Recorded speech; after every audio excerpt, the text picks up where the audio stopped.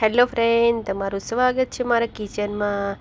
આજે આપણે બનાવવાના છે બધાના ફેવરેટ ફ્રેન્ચ ફ્રાઈસ।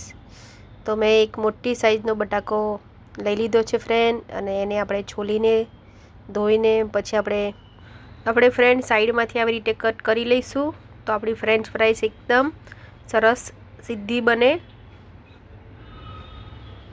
તો આપણે આવી રીતે કટ કરીને લાંબી લાંબી ફ્રેન્ચ ફ્રાઈસને કટ કરી લેવાની છે।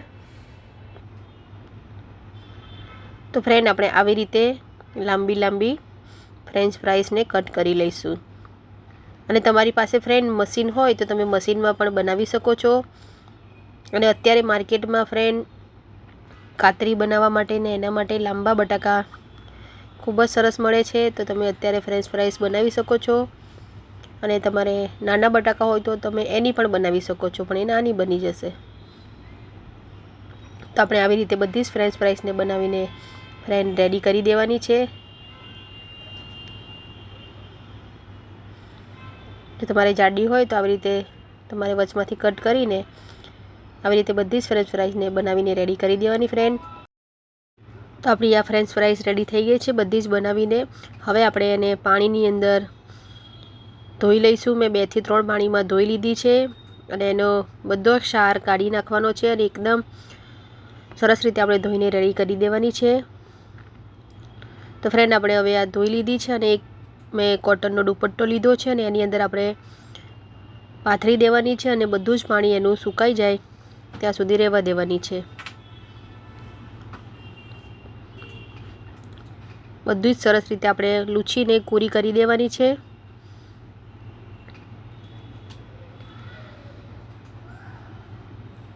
તો આપણે ફ્રેન્ડ આને લૂછીને એકદમ સરસ આપણે કોરી કરી દીધી છે।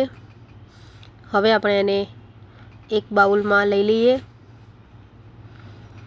તો મેં ફ્રેન્ડ એકદમ સરસ કોરી થઈ ગઈ છે, અને આપણે એક બાઉલની અંદર આપણે લઈ લીધી છે।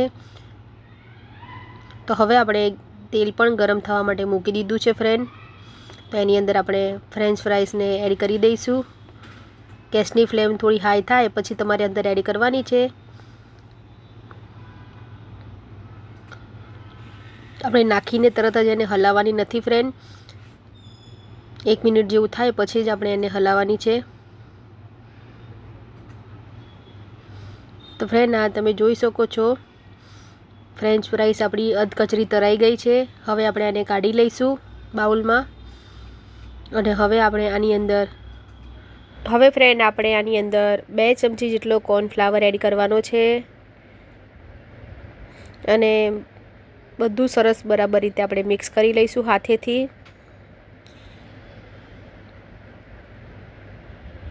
અને આપણું તેલ તો ગરમ જ છે ફ્રેન્ડ, આપણે એની અંદર તળી લઈએ। ગેસની ફ્લેમ પહેલાં આપણે હાઈ રાખવાની છે, અને પછી આપણે સ્લો કરીને ધીમા તાપે આપણે સરસ રીતે આપણે ફ્રેન્ચ ફ્રાઈસને ક્રિસ્પી બની જાય ને ત્યાં સુધી આપણે તળવાની છે।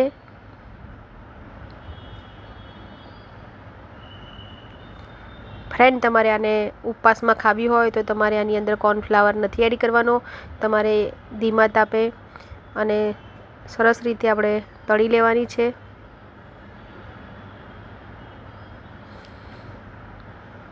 એકદમ ધીમા તાપે આપણે આને ફ્રેન્ડ થવા દેવાની છે, ગોલ્ડન બ્રાઉન ના થાય ત્યાં સુધી। તો ફ્રેન્ડ આપણી આ ફ્રેન્ચ ફ્રાઈસ હવે થઈ ગઈ છે, તો એને આપણે કાઢી લઈએ। તો ફ્રેન્ડ આપણી આ ફ્રેન્ચ ફ્રાઈસ એકદમ સરસ ક્રિસ્પી તળાઈને રેડી થઈ ગઈ છે। હવે આપણે આની અંદર પેરી પેરી મસાલો એડ કરી દઈશું।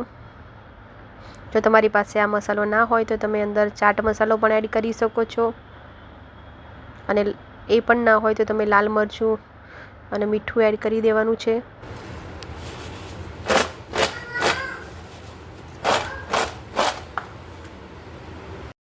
તો ફ્રેન્ડ તમે અવાજ સાંભળ્યો ને, બની છે ને એકદમ ક્રિસ્પી અને સરસ। તો તમે પણ આવી રીતે ઘરે બનાવીને ટ્રાય કરજો, અને મને કમેન્ટમાં કહેજો કે તમારી આ કેવી બની છે। તો રેડી છે ફ્રેન્ડ આપણી ફ્રેન્ચ ફ્રાઈસ।